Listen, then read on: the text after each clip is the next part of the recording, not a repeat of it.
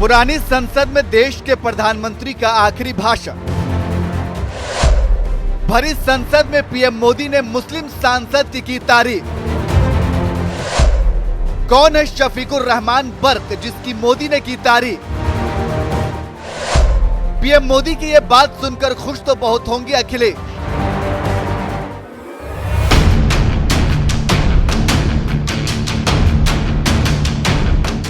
दुनिया के सबसे बड़े लोकतांत्रिक देश हिंदुस्तान की संसद के लिए 18 सितंबर का दिन ऐतिहासिक रहा, क्योंकि जिस संसद की दीवारें भारत की आजादी की गवाह रही हैं, जिस संसद में देश के लिए कई ऐतिहासिक फैसले लिए गए, उस ऐतिहासिक संसद में देश के प्रधानमंत्री नरेंद्र मोदी के साथ साथ तमाम सांसदों के लिए 18 सितंबर को आखिरी दिन था, क्योंकि सदन की कार्रवाई अब नए संसद भवन में चलेगी। यही वजह है कि पीएम मोदी ने जब पुरानी संसद में ऐतिहासिक भाषण दिया तो देश के पहले प्रधानमंत्री पंडित जवाहरलाल नेहरू से लेकर अटल बिहारी वाजपेयी, मनमोहन सिंह जैसे प्रधानमंत्रियों का जिक्र किया, तो वहीं देश के सबसे बुजुर्ग सांसद शफीकुर रहमान बर्क की तारीफ करना भी नहीं भूले। कौन है शफीकुर रहमान बर्क जिनकी पीएम मोदी ने की तारीफ। दरअसल सोमवार को देश की पुरानी संसद में सदन की कार्रवाई का आखिरी दिन था और इस खास मौके पर पीएम मोदी ने जब सदन को संबोधित किया तो इस दौरान उन्होंने जहां देश के पहले प्रधानमंत्री नेहरू से लेकर अटल बिहारी वाजपेयी, मनमोहन सिंह जैसे पूर्व प्रधानमंत्रियों के योगदान का भी जिक्र किया, तो वहीं दूसरी तरफ संसद के सबसे बुजुर्ग सांसद शफीकुर रहमान का भी जिक्र किया और उनकी तारीफ में कहा कि आजादी के बाद लगभग 7,500 से अधिक सांसदों का अच्छा योगदान संसद में रहा है, लेकिन इनमें एक ऐसे सांसद भी हैं जो 93 साल के होने के बाद भी अभी तक लोकसभा सदस्य के रूप में अपना योगदान दे रहे हैं। और यही सदन है आदरणीय अध्यक्ष जी, जहां शफीकुर रहमान जी 93 की एज में भी सदन में अपना योगदान देते रहे, जबकि उनकी उम्र 93।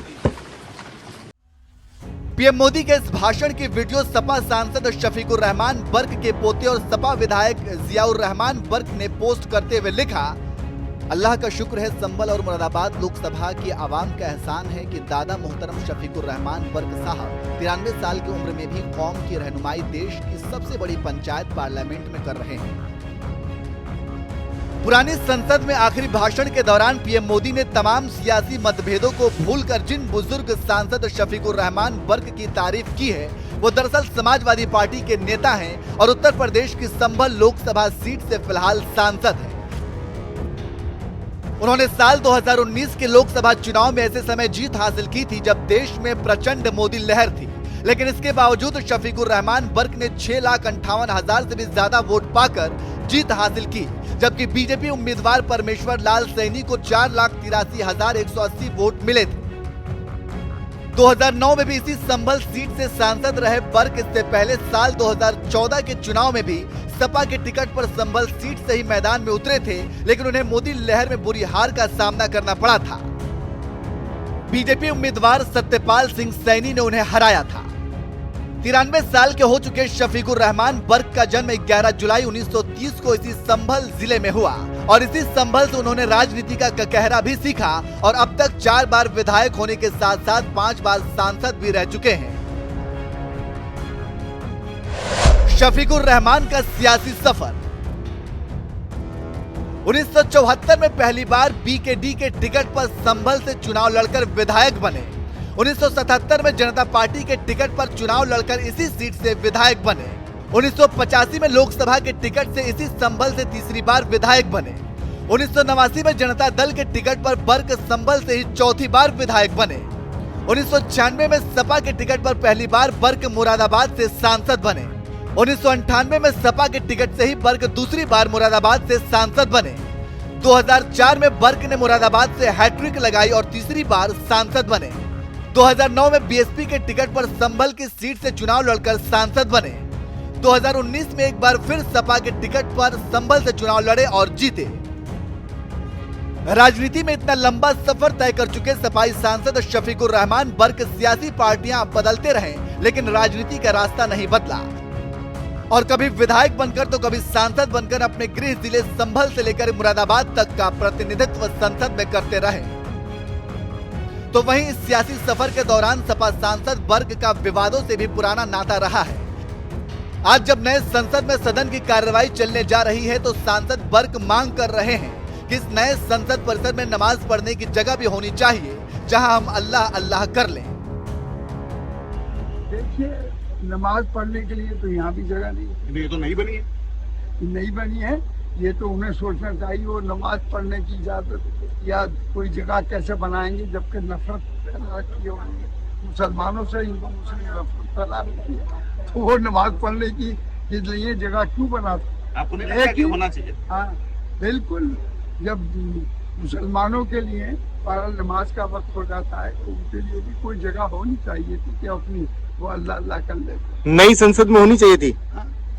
ठीक सर, नई संसद में जगह होनी चाहिए नमाज पढ़ने की, आपको लग रहा है? हाँ, होनी चाहिए थी, लेकिन अब मैंने देखा नहीं है कोई जगह है या नहीं है। ठीक है सर, थैंक यू। जिस संसद परिसर में मंदिर, गुरुद्वारा या चर्च नहीं है, उस संसद परिसर में नमाज के लिए जगह मांग रहे सपाई सांसद शफीकुर रहमान बर्क इससे पहले वंदे मातरम को इस्लाम के खिलाफ बताकर विवादों में रह चुके हैं। उन्होंने कहा था कि वंदे मातरम इस्लाम के खिलाफ और मुसलमान इसका पालन नहीं कर सकते।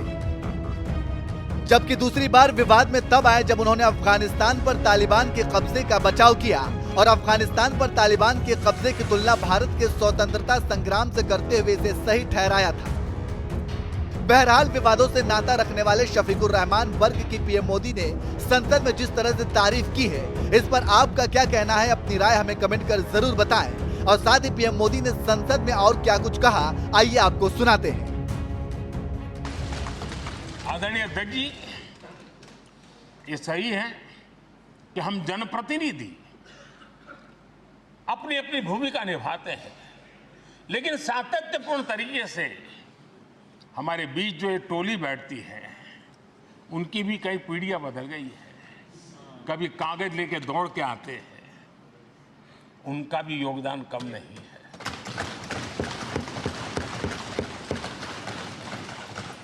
हमें कागज पत्र पहुंचाने के लिए दौड़ते हैं, सदन में कोई गलती ना हो जाए, उसके निर्णय में कोई गलत ना हो जाए, उसके लिए वो चौकन्ने रहते हैं।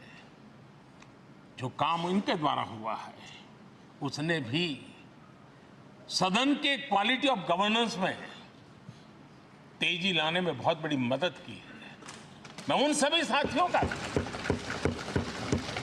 और इनके पूर्व में जो रहे हैं उनका भी हृदय से अभिनंदन करता हूं। इतना ही नहीं, सदन मतलब ये खंड ही नहीं है, इस पूरे परिसर में अनेक लोगों ने, किसी ने हमें चाय पिलाई होगी, किसी ने पानी पिलाया होगा,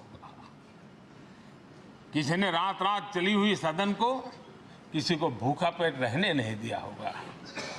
कई प्रकार की सेवाएं की होगी। किसी ने, माली ने इसके बाहर के एनवायरनमेंट को संभाला होगा, किसी ने इसकी सफाई की होगी। न जाने कितने ही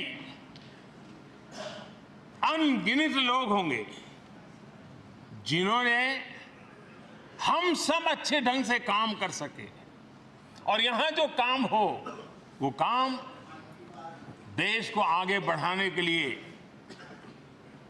अधिक से अधिक तेजी से हो, उसके लिए जो माहौल बनाना, व्यवस्था बनाना, उसके लिए जिसने योगदान दिया है, मेरी तरफ से भी और इस सदन की तरफ से भी मैं उनका विशेष रूप से नमन करता हूं।